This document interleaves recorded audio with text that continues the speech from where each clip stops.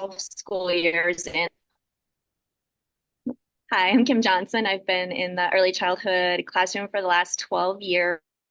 Most of it has been in the Hardin preschool, where we've gone through multiple grant cycles, and we've just had like a big growth process going through learning all of that. And I'm going to share some of the things that I've learned over the last 12 years to give you towards the beginning of the year to help you get a better start. Okay. You ready to share, Jackie?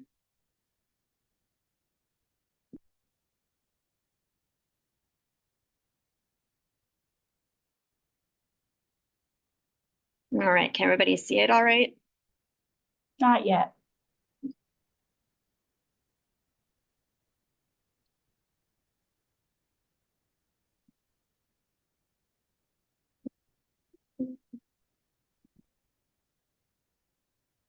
There we go. There we go. Okay. So this is getting into just building the foundations of the beginning of the year to get ready to build those high yield early learning strategies. And this is mostly focused for like the pre-K kindergarten classrooms getting started, but it is applicable to some of the older grades too. And when I was thinking about this, my approach for today is I was coming down from teaching 7 years of fifth grade back down to the pre-K level. And it had been about 8 years since I'd been around a pre-K or kindergarten classroom. So this was kind of my face when I walked back in. I'm like, oh, I forgot. I forgot there's all the different sections for the writing center and the dramatic play and just everything I needed to cover in the classroom. So part of what we're going to be going through then is getting you kind of over that shock and awe if you're feeling that right now. We'll be looking at routine posters and ways to work with language, letter knowledge, formation, sound wall, vocabulary, engagement ideas or partner ideas, and some exit ticket ideas. At the pre-K, K level, we do a lot of language comprehension, just a lot of oral language development, building the background knowledge, vocabulary. That's usually where I'll see a big difference between my kids. So that's one of the gaps we really want to work on closing and getting everybody more on a level playing ground. And then we do the phonological awareness, a lot of work on that, and then going into the alphabetic skills and beginning identification. And some kids do learn some basic encoding and decoding.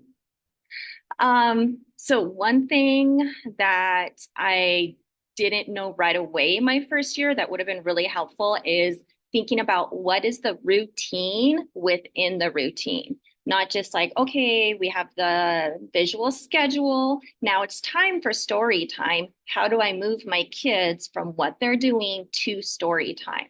So this is an example. It could be moving from the carpet area to the story time area. So if the kids were sitting down, okay, sit down, wait, and listen for your name. When you hear your name, you're going to stand up quietly and safely, look around you to see, is there anything you might bump into? Are all the kids, do they have their legs crossed, hands by their body? Then I carefully walk to the next area. I sit down in the area that I choose. Once I choose a spot, I have to stay there so the other kids know that spot is full. And then I wait for the other kids to get there and for the teacher to begin the lesson, the next activity. And of course, like if I was in the classroom, I prefer to have this in like a vertical going down. So what do you do first, second? And then we would also put either keywords for it, or I would have descriptions right there because those are really good for a substitute also when they come in the classroom. So they have an easy access to what is going on, what the routine is. And we had it for everything. Probably the most important one I had is what do you do when you come in the morning?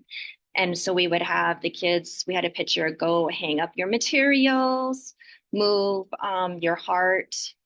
For our conscious discipline, we had a check in.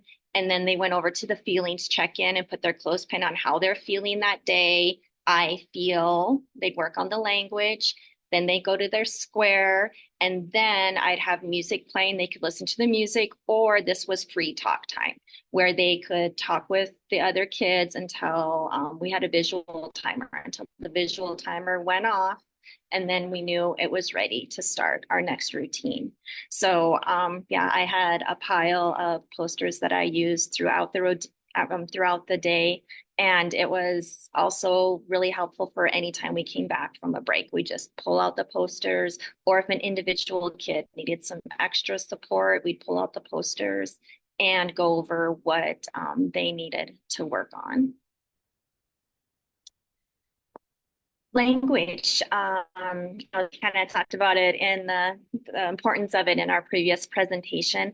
And our goal, we would aim for at least 4 to 5 word sentences for the kids, with an awareness of what the students, the level that they're at. Some would be ready for longer sentences, some for shorter sentences, and we would build that into everything that we did throughout the day. Part of that, for like the check-in, we'd be like, I feel sad. And then we could extend it, I feel sad because, and then if they could give us some more on that. And then we'd use it everything. We had lunch in the classroom. So we use the sentence stems and language that way. If a student would give a 1 word sentence and they were ready to expand beyond that, I could say, like, what else can you tell me? Or can you tell me that using an I word, something like that. And then we move on into asking for the describing words. And we'd also really work on extending the sentences for them to hear. So we're not expecting them to repeat it back to us. We'd be like, oh, you said you feel sad because you fell. Oh, when you fell, that hurt your knee, anything like that. And then it also reflects back to them that you're listening to them and they're feeling valued, that you're listening to their language. Look for where else can you add more read alouds in the classroom. Make sure you're hitting your curriculum, getting those key points in, but can you add another read aloud about science, social studies, a topic of interest for the kids at that moment? Can you put that in right before they go to recess, right after they come to recess? If you eat lunch in the classroom, I really liked reading a short book for like 4 minutes at the beginning of lunchtime, because that also gave the kids some calm time to get started with eating. And then when I was done, then we go into conversation while we were eating lunch. Possibly, checkouts at the end of the day if you do enough time in the pre-K, that would be a really good place to put one right before they lay down. And then add in songs and rhymes, anything like that for transitions in the classroom to get them working on like language and rhythm and rhyme. All of those are really important for all the little kids, and it keeps them focused on that rather than kind of diverting to other things that might look more interesting to them. And then our letter name and sound knowledge. This was a big topic that we developed throughout the years. I was in the preschool classroom, and I have an example of one of our letter cards on the next page. So we found out that we really like it when we put the uppercase and lowercase letters together when we're practicing with a letter card. So that way the kids are associating them, uppercase, lowercase, and that they both make like the same sound. We really liked that approach. of course, if your program's trying something different, you weigh what works for your program. And then later we actually figured out if you put a dot, like we'd have like the little sticker dots, put that at the bottom of the card or some kind of an anchor to touch on the card whenever you made the sound for that letter. It was just a way to really anchor it in for the kids instead of just kind of like an abstract, okay, this is what it looks like. What is the sound? And then make sure you're focusing, what do you want the focus to be? That's always different, curriculum, what the schools decided. And it's really big to connect the letter names and sounds to some kind of a movement. You want the kids to see the letter, say the name or the sound, and then move while you're doing that. It could be the air writing. We do a lot of air writing when we're introducing the letters. So if we're doing like uppercase A, we'd have the kids just do we talk about, I have them say the sound for each stroke, be like A, A, and do that a couple times. And some of the newer research has talked about making sure the kids really extend their arm out to full extension when they're making it, just to help with like the movement. And then you also get some bilateral, crossing the midline movement too. And anytime you can connect the letter name and sound knowledge to their names, that usually like makes it really important to them. So we'll cut their names apart. We'll make puzzles with their names, ask them, so then they're working on the order of their letters. And then what's the name of the letters? And then when they're, if it works for their name, what the sound could be and any matching that they might do too. And as the year progresses, we could add extra pieces to their name puzzles. So they have to pick out the letters that don't go in their names, to making sure they're getting that discrimination in there. And I found out this is really big, is to make sure the kids, that their eyes stay locked on the letter when they're saying it. So if they have a letter card, they look at it and then they look up and they're like, oh, that's letter T. Have them like look down at it and say T, because that is going to be an important skill for later on when they're starting to decode. So when they look down and they see like b, at, and then they look up and say bat, but then they look back down. When they look back down, they still see it as b, at. They don't see it as bat. So really get them into locking their eyes on the letters as they're working through them. So a couple of changes, additions you could make to your letter cards. A lot of them at the younger levels, they'll have some kind of a picture and then both letters. And then this is what we would add. And like I said, it was just those little circle dots. So if I was introducing the card, I'd be like, or reviewing the card, I'd be like, picture is sun. What is the picture? Have them say it. I'd be like, name is S. What's the name? And then sound is, what's the sound? And then we would also work on, we'd connect it, usually the consonants, we'd connect to like the sign language. So it'd be like, or we do S and make that with the sound. And then when we do short vowels, those were some extended ones. And then short vowels usually had an action, like we would do up for us. So we have picture is up, sound is and name is you. And then mix those up as they get used to them. Be like, okay, what is the sound?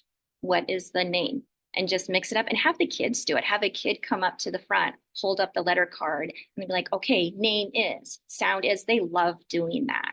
And then it really gets everybody like more engaged, more involved. And it seems like it has more like buy-in and better engagement and response from the kids.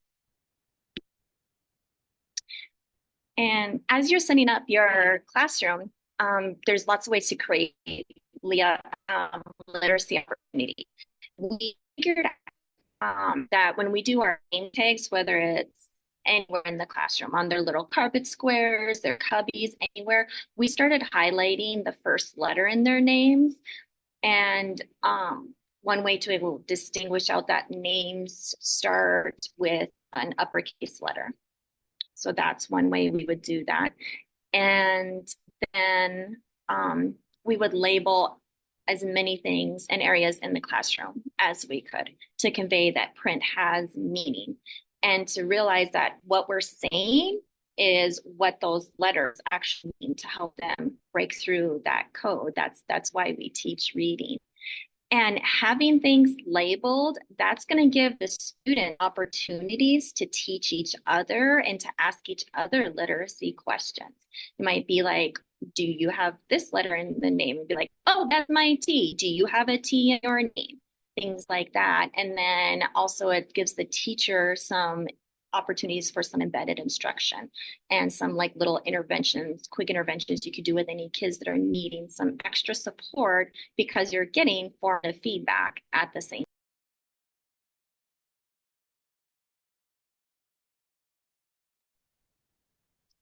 It looks like Kim was having some connectability issues. Let's just give a second. To this point, are there questions?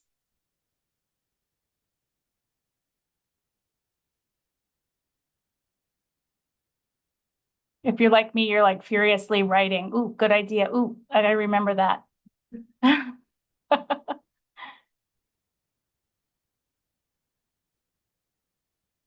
Zoophonics, somebody had asked about Zoophonics. I see it in quite a few preschools. It is a wonderful program. I inherited 4-year-olds at a preschool class one time who had learned with Zoophonics as 3-year-olds, and their alphabet knowledge and phonemic awareness was through the roof as 4-year-olds. Yeah, I got all the credit for it when they went to kindergarten, but it wasn't really me.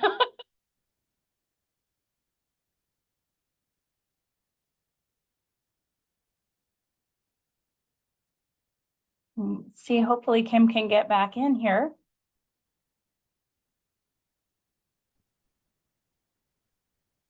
Someone was asking, Jackie, is there a new program they are using in place of Zoophonics?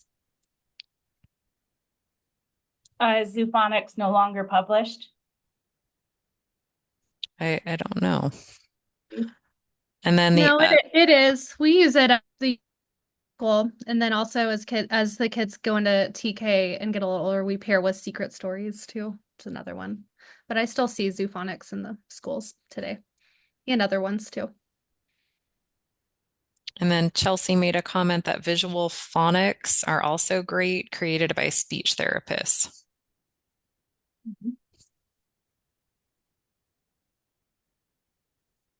And I think with some good knowledge and learning, you can get good results just like Zoophonics and just like those expensive programs by just knowing what to do, putting the right things on the materials that you do have. Kim, you're back. We decided to fill the time talking about Zoophonics, but we'll let you get back to it. Oh, that's good. I'm not even sure where it cut out at. Your presentation, I think we were looking at letter cards with the dot. Okay. An arrow for up. Okay.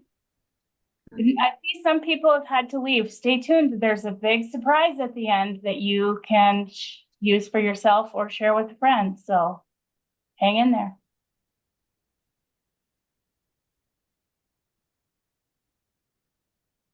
Information on math. Is that your big surprise? Oh, I got it. Thanks for giving me all that pressure. Okay. Let's see. All right. I'm going to go on. People, it's an opportunity. So we should be on creating literacy opportunities. All right. So we were talking about just creating lots of literacy opportunities around the classroom. One thing we found works really well, wherever you have their name, highlight the first letter. So that way it helps them to realize that names usually start with an uppercase letter, and it also helps to work with like directionality, like what is first in line, because that's a big concept with the younger kids. And then we put that as many places as we can, their carpet spot, their cubby, um, and even like their center choices, anywhere we can put their name and highlight it, we do that. And then they actually start, comparing who has the same first letter, who has different first letters. And those are really good, like awareness skills for them to have, and discrimination skills. And then you also want to label as many objects and areas in the classroom as you can to help convey that print has meaning, because they're trying to figure out, like they might not even make the connection that what I say can actually be represented by letters. And that's like the purpose of writing and reading. So they can really see that in action. And it gives lots of opportunities for the teachers to do some embedded instruction, anybody that might be needing a little extra support. But you'd be surprised how much it leads to student-led learning, because they start talking to each other. They're like, hey, that's my T. I have a T in my name. Do you have a T in your name? They're like, no, I have an M. Where's M? And they start looking through that and realizing what is going on in the environment around them. And then that goes back to the teachers. You get a lot of formative feedback about them too, who's catching on to the skills, the sounds, the letters, the language that you've been working on, and who still needs some more support on that. Letter formation. This was a big focus one year, and we figured out that, and to encourage the kids to have their best chance at developing a good grip and really working on like the wrist flexation, they need the small writing utensils. Yes, it's really cool to have like the pretty pencils and the cool stuff like their older siblings, but when you're doing strictly a writing instruction activity, you want to give them those small golf pencils, and they have like the small markers too. And then if their pencils and stuff that they bring to school, they can use those during like choice time. If they want to go to a writing center and use them there, that's fine. But during writing instruction, you want to take that extra pressure off of them and use the shorter devices. And then make sure, if you're doing any of the writing with the dry erase markers, buy the thinner ones too, because you get the thicker ones and that's going to have them tend to do the fisted grip or not a mature grasp. And if they have the smaller ones, it's a better chance of being able to grab them right. And one thing you can do, if you set the pencil down so it's pointing at them and get their pincher fingers ready, have them pinch it, and then it flips up, and that will give them a chance to have a better start at having a good grip. And then also talking about the letter formation, you want to do something with like a sensory feedback. You can have like the letters that feel kind of like sandpaper. You can make your own sandpaper letters. And I usually give a cue about where to start the letter. So they start at the top and then go all the way across. If you're doing letter instruction at the carpet or with the group, have the kids like write it on the carpet. Have them, it's kind of fun if they write it on each other's back. Like write an uppercase T on their back. Okay, now switch, write it on their back, or even have it write it on their own hand. Just anywhere where they're getting a lot of repetition and a lot of feedback, and have them say it while they're writing it. If they're making the T, have them say T, T, and then the next time they can be like anything to get those connections going. And one of the my big discoveries, I actually did not learn this until just the last year or two doing some of my courses, are the magic C letters.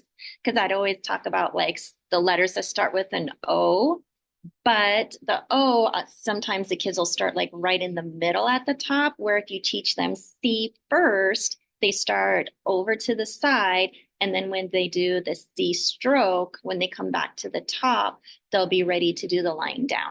So like lowercase d would be a magic C. So you have your C go up and back down. So that is a really good connection for a lot of kids to get the correct formation on those letters. And one thing I found for the kids that do the B or D confusion, there's a lot of strategies. A quick one would be show the uppercase B and then how lowercase b fits inside. So it would usually line up very well with the line down the back and the bubble. That really helps anchor it in for a lot of kids too. And then continue with the formation on the structured tracing for name cards. And that looks like making boxes. And this one, it actually could have been better. The I box actually should have been thinner so they could see I as a thin letter. But they'll be able to see, the capitals need a tall one, what ones are short, and the letter stays in the box. And I do a highlighter usually to write their name on the top because the markers that we use usually are dark. So that way they can still see the line, they can see what they're working on as they're writing with the darker letter. And then down here, this is where they would write it on their own, still giving the cue of where does the letter start.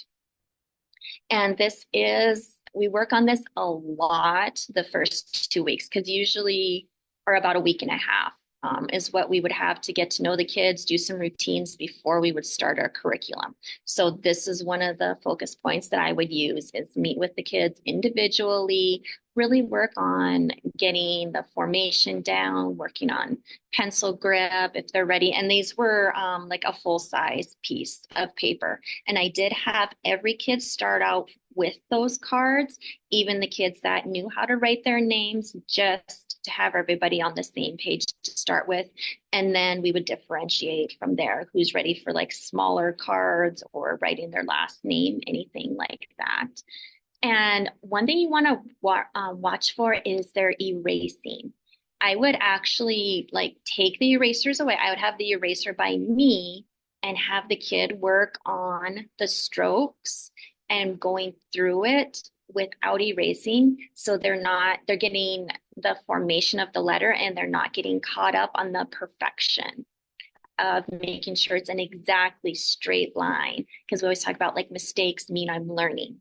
So if you went off the line, that's fine. You're learning to draw a straight line. You're learning to write a lowercase m. That's how we learn. We make mistakes. And then it'll also give you clues about, are they actually able to write their name, or are they a kid that isn't there yet and they're actually just drawing a picture of what their name looks like, which is important to monitor. And then this is another area where you can do more embedded instruction, more of the letter name, sound, uppercase versus lowercase, first and last. And these I really like to make copies of because we'll put them on cardstock, laminate them so they can use them as long as they need to. And then I pick a day where I copy everybody's, write the date on it, if there was any notes, and then I keep those in their portfolios. And then it's also a good idea to take a picture of the kids while they're writing. So if you take a beginning of the year picture to show their pencil grip, are they holding the paper? Is it kind of moving around? And then, at least a mid-year, end of year to see the progression. And it's really good, documenting if there's any issues that might come up. You'll have what you've been working on. And sound wall. We've had a lot of people asking about sound walls lately. I think it was about it was 5 years ago. 5 years ago, I actually won a sound wall for my classroom. So I got to put it in, and it was one of the best additions that I've ever added to my classroom. And if you don't know, it's on the going down, it talks about the manner of articulation. Is the sound a stop? Is it a nasal? A fricative, and then across the top is what is your mouth doing? Are the lips together? Are your teeth on your lips? And there's many different companies that have the sound wall. And this was what mine would look like at the beginning of the year. We would have these locks on there. We kind of make it a game. I'd grab the lock with the card behind it. And sometimes they pretend like they had a giant key and open it. This last year I actually had a Mario theme. So instead of locks, we had the question blocks. So I'd take it down and they pretend like they're punching open the question block. And then we'd go into the sound. And I did it a couple ways. One year I followed the order of the classroom curriculum, how they introduced the letters. And then I've also done sound wall manuals will usually have an order that they recommend. So I've done it both ways. And then I take the kids, usually depending on their needs, like 3 to 6 at a time, do the introduction with them, show them, my mouth is like my lips are together.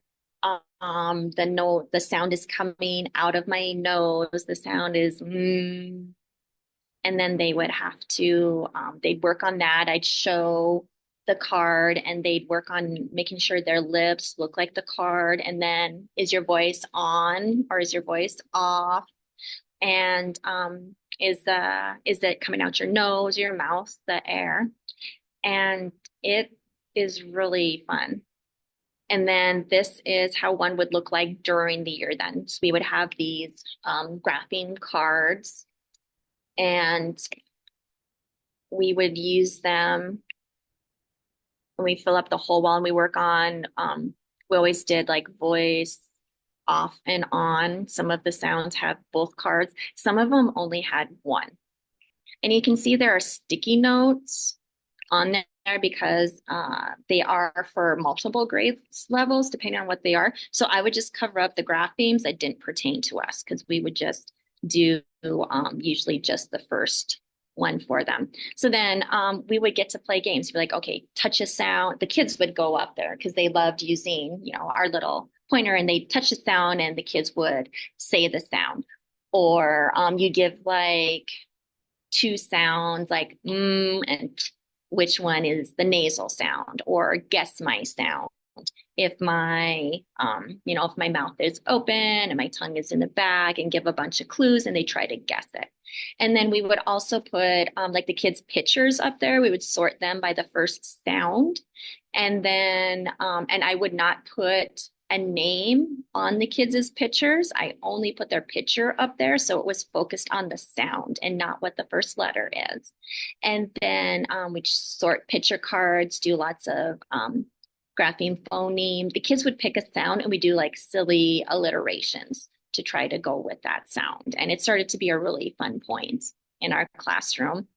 As a teacher, it was great because I could do lots of checks, if the alphabet song, there was something was not quite right, if they're having a little trouble with like syllables, enunciation, if they're saying like math, not math, we could just pull out the cards and be like, oh, I see why you're confused. Because when you say math, it is really close to what it looks like when you do so you just need to, make sure you have your tongue out and go through the steps of what they need to know to clarify it. It's some of the big rewards. It was a huge increase in independence and confidence in writing. And this was like not a typical pre-K kid, but she's one of them that just took the sound wall and like ran with it. So her paper says 5 caterpillars in the jar. So that was one of the really amazing outcomes we saw. When you're thinking about it, of course, there's going to be benefits and challenges. It's going to be good for the kids and their speech articulations, and it's going to give you some really good material to talk about with your SLPs and what you're seeing in the kids, not seeing in the kids. But you're also going to have to unlearn your teacher habits, your teacher speech habits, possibly. Like there was sound I didn't even know I was saying, like I think it was the B sound because I used to really make the B. So you got to make sure you keep your chin up. So you got to make sure you're cleaning up any of your speech habits if you have any. And then it's really helpful for making that connection between the graphemes and the phonemes and building the phonological awareness too, and the phoneme discrimination when you're trying to like the words, like which words like ball, bird, cat. which one is different. And it's just an added tool. Maybe it's not something your whole class needs. Maybe it is just something that you need to do in small group, or you need to do with a few kids. Because it can, if you use the cards, it can take up a lot of wall space, but then there are posters to make it a more condensed view. And it is, of course, a new routine and skill set, and you'll have to change or adapt your small group, and then making sure you have the materials. That's always the cost benefit or not. And then Q and X are outside the wall because they're technically two sounds. Because like Q is the k, w, the qu, and then X is the x. So they're outside of the wall, but you can still have them up there. They're just not in like the same area as the one sounds. And what's kind of nice is you can begin the sound wall early if because like the one program we did, we didn't start specific letter identification skills for about 4 weeks, I think it was. But I could start the sound wall and just do the sounds and not put the grapheme card up there. And then as the graphemes came in, we would add them to the wall. And remember to keep it short. Sound wall, especially at the pre-K level, it should be like maybe 5 minutes. It's just short, trying to clear up some stuff and just solidify it for the kids.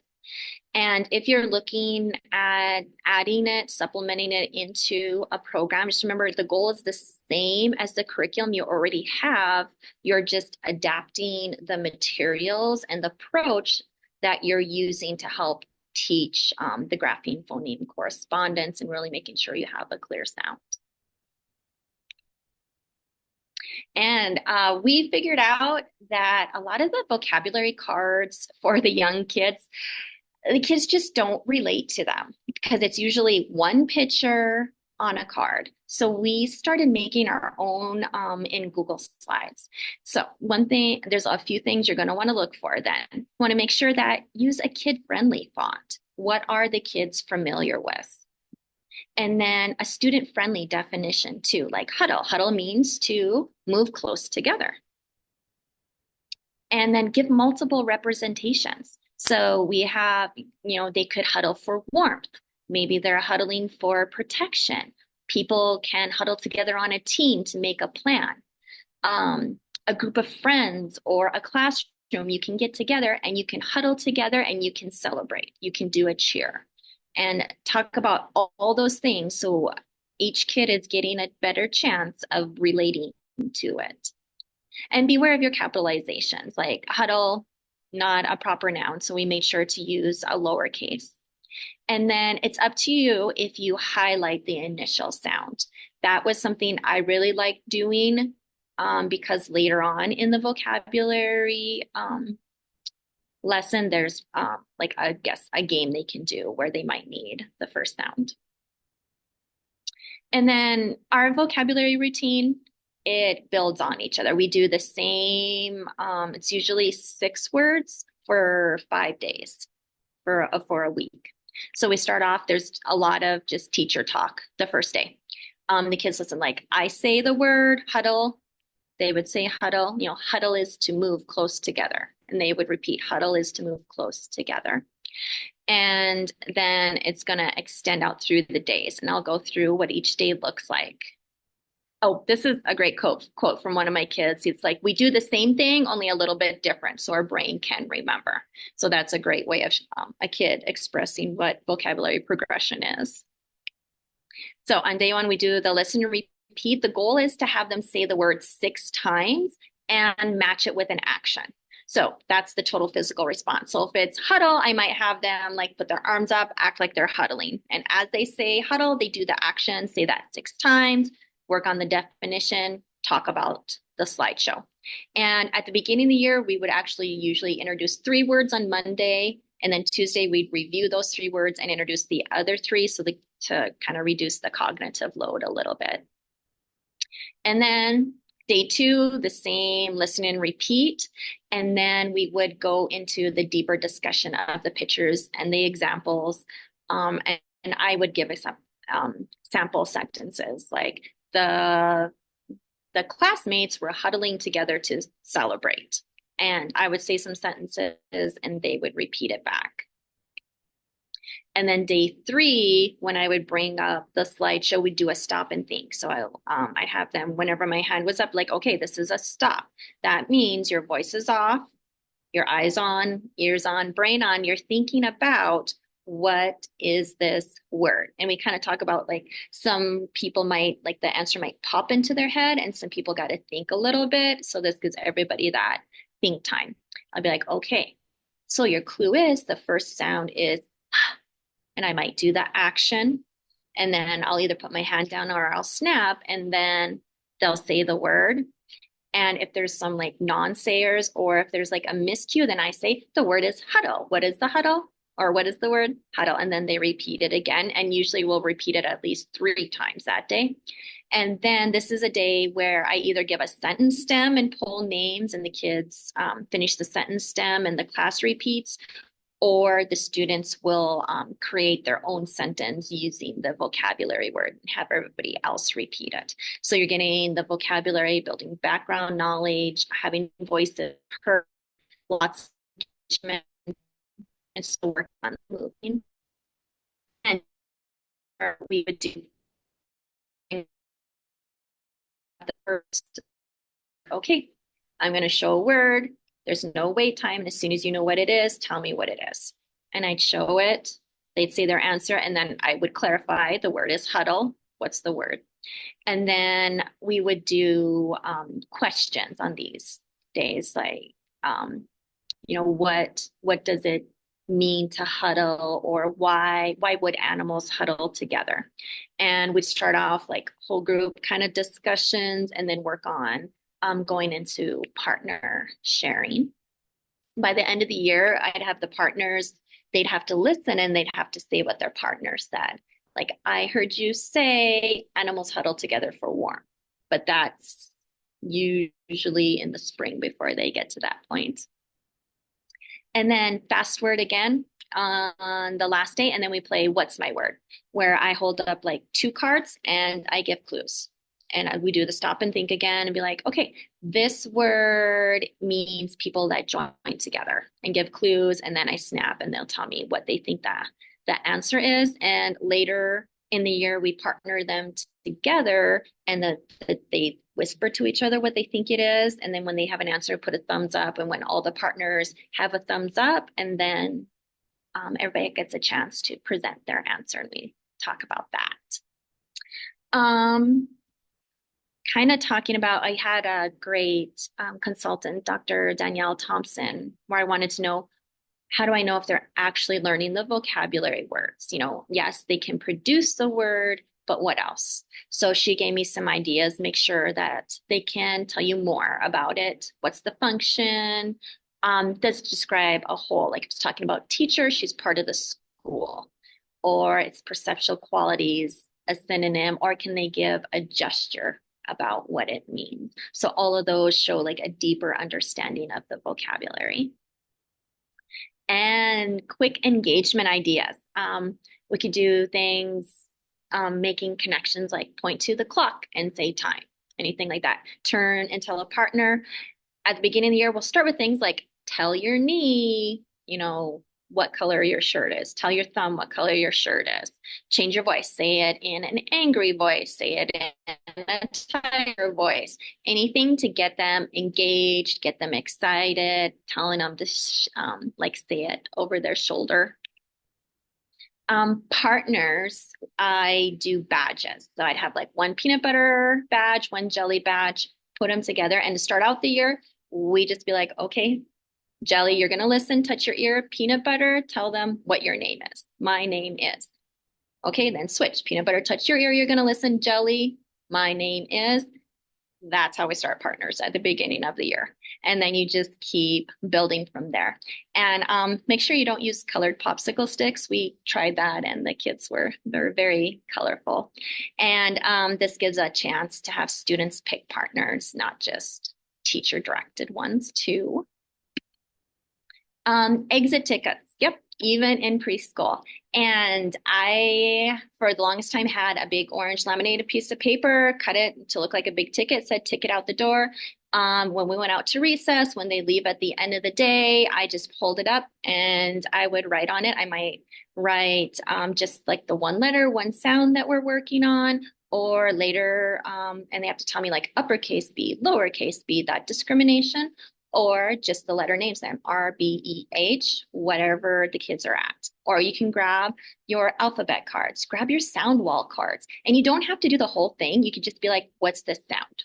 And that's it. And then they go. Ask them a question about the vocabulary card. Flip through, have them pick one, and just be like, okay, what is this vocabulary card? Or what can you tell me about it? Yeah, and just a few points to reflect on, what can you do to bring more student voice to the classroom? That's really what I think about after my first few days. Did I actually give the kids enough chance to talk and to move and to interact, not just teacher directed activities? What can you do to add more fun, more joy, more movement? Who can you go to for ideas and adaptations? What needs to be kind of revamped, and always check in with how are you feeling? What do you need? Because we need to make sure that we're taking care of ourselves to give the kids the best opportunity. And this is something I got really good at, was intentionally making mistakes in front of the kids. The kids need to see you make mistakes because they need to see that mistakes mean you're learning and you're modeling how to talk through it. You're like, oh, I was trying to make an uppercase A, but I started at the bottom. Oh, that's an easy fix. I just erase it. Oh yeah, uppercase starts at the top. Okay, uppercase starts at the top. Okay, I did that, and just talk through it. And the littles, we always try to think about 10 minutes. Every 10 minutes, they're getting a 2-minute break. And it doesn't mean just like a free time break. It can be structured. Maybe you're doing rabbit hops. Maybe you're doing bear walks across the classroom. Anything to give them just that little bit of movement and a break. And if you have any questions, feel free to contact me at either of these addresses. They should be okay. I know sometimes the different addresses might reject an email, so just try the other one then.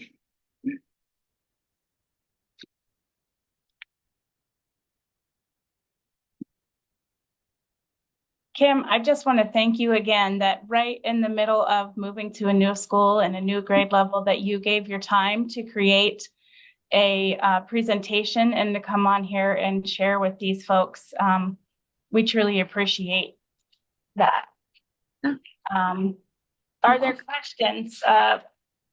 Use the hand raising function, please.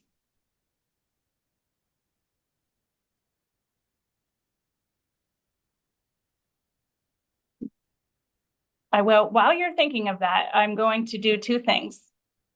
I'm going to have my co-worker and colleague Katrina Engeldrum come on and share a little with you. And then in the chat, I'm going to place a link for a feedback form. Please fill out the form. Be honest. Tell us what else you need. It's not graded. It's really to help us at OPI and our external partners bring to you what you need so that you can go in and be your best for our kids. So go ahead, Katrina. Hi. I'm Katrina Engeldrum. I'm the math instructional coordinator. Sorry, technology is tough. You got your volume on.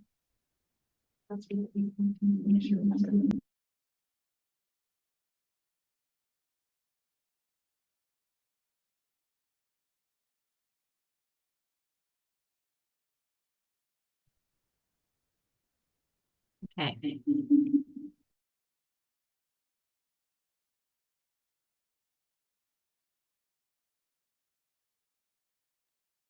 Hi, sorry. Technology is tough for us. My name is Katrina Ingledrum. I'm the math instructional coordinator, and I'm part of the team here at OPI. I'm thankful Jackie gave me a moment to speak with you all because I wanted to share that we started a fun podcast at the OPI called the Last Best Learning Podcast. This is an experiment. My colleague Michelle McCarthy and myself both realize that professional learning opportunities are sometimes difficult to come by or allocate time for.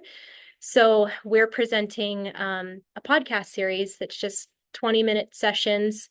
There are opportunities for you to get PDUs for that. And there's more details on the podcast just when we release our episodes, links on how to get all that. But a little bit of the programming is we get feedback directly from the field, and we design our podcast content based off of that.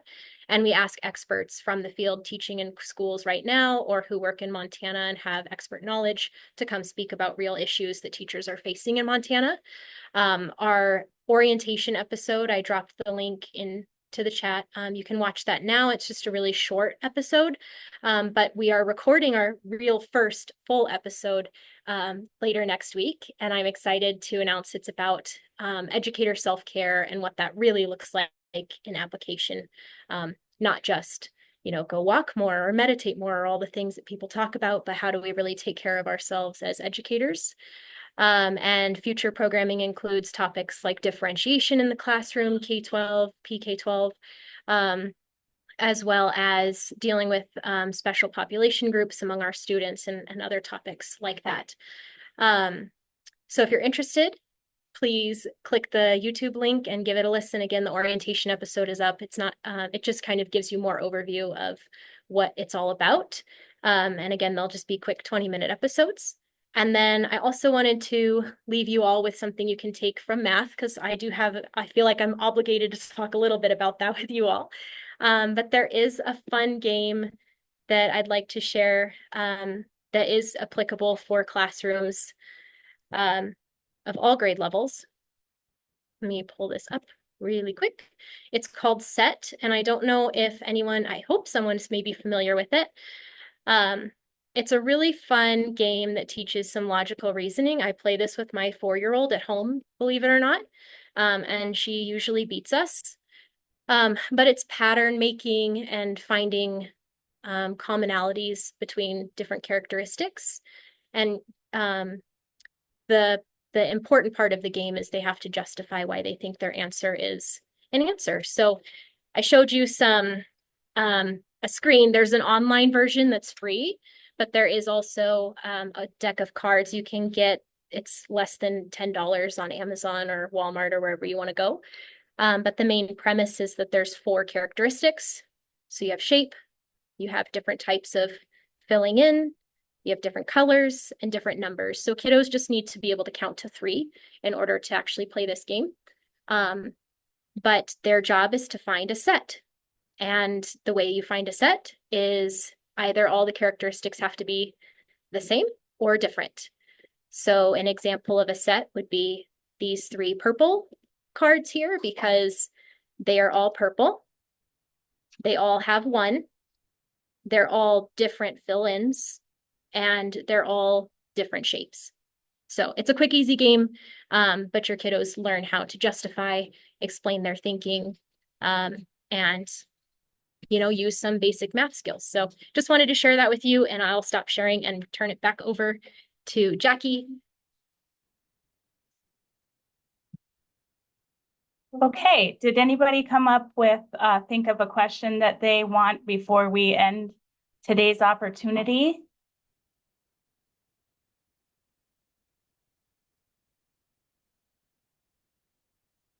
I noticed that Kim did put her email back in the chat for you, and thank you to those of you grabbing that feedback form.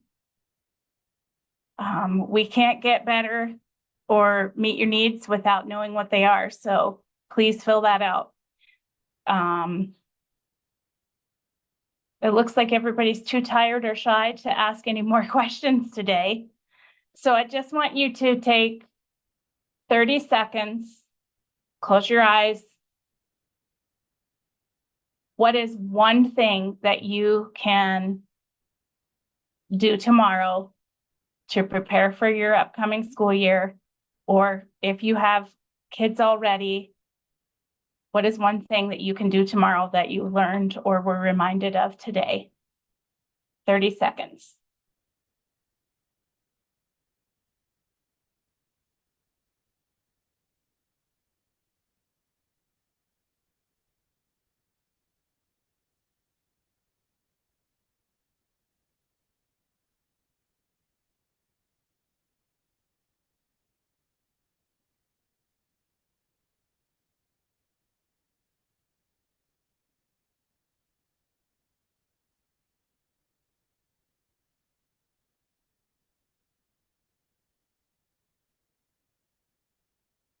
Good job. I didn't even have to tell you to flood the chat with that. You're already doing it.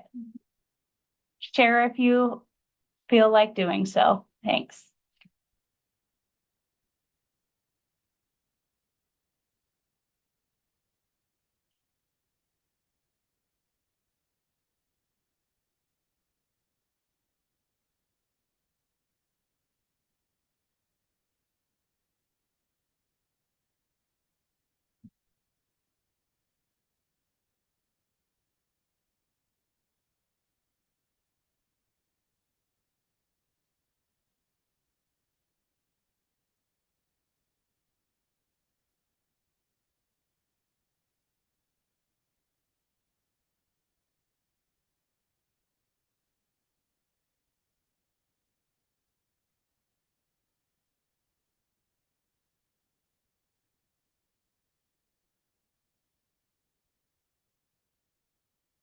Kim did say if you would like a copy of her slides, shoot her an email and she'll be happy to share it with you. Again, a recording of this will be on the OPI website within the next 2 days. Actually, I'm going to share screen real quick. If you're not familiar or don't know how to find us on the Office of Public Instruction, let me just show you.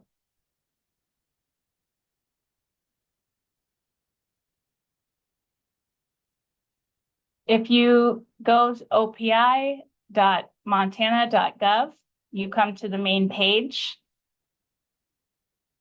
go to educators, and go over to the fourth column. We are under reading and early literacy. If you click there, sometimes there are updates on this page, but go to early literacy targeted interventions. And there's week by week updates on things you may need to know,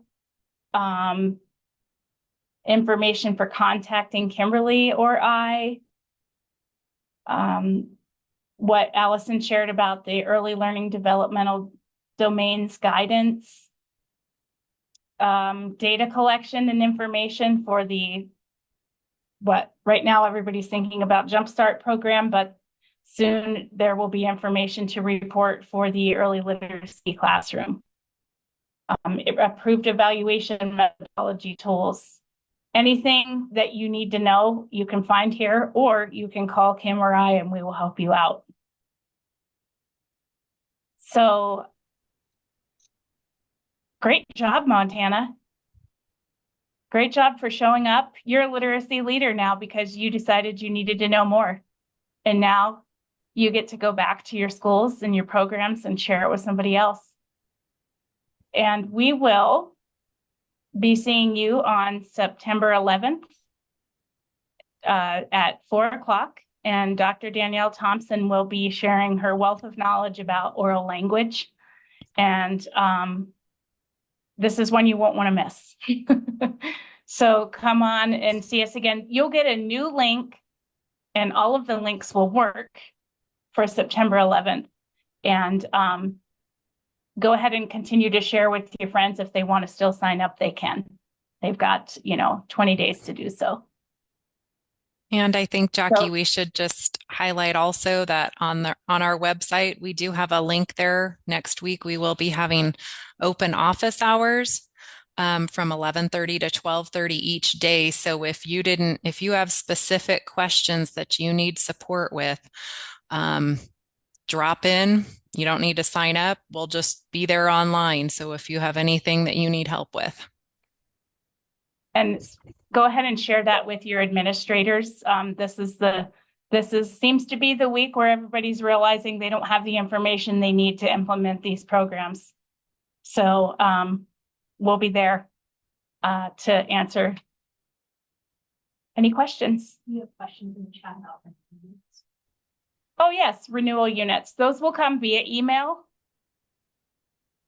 Today's is worth two renewal units, and those will come to you. It'll be a PDF with directions on how to keep it and what to do with it. And if you don't get yours within 7 days, then email me to ask where it is.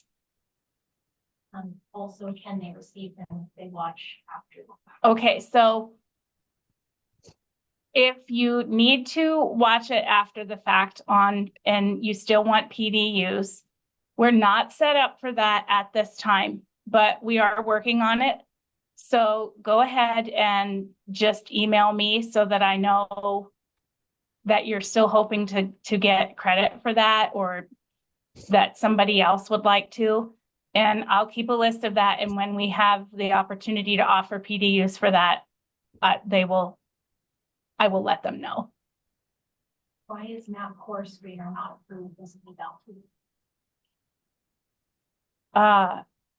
Allison, are you able to answer that question possibly better than me? I'm fairly confident that I can answer it because it's a tool that was not normed for 4-year-olds, and it's a K-12 tool, so it's not eligible to be used to screen 4-year-olds because it wasn't created for that age group.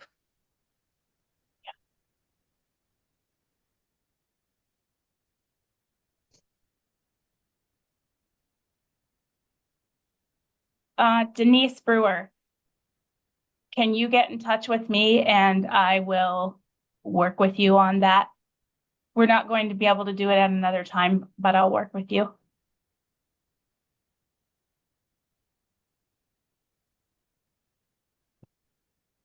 Okay, it's 5 o'clock. So we'll see you September 11th or hear from you soon. Good luck opening those doors and getting your new crop of sprouts.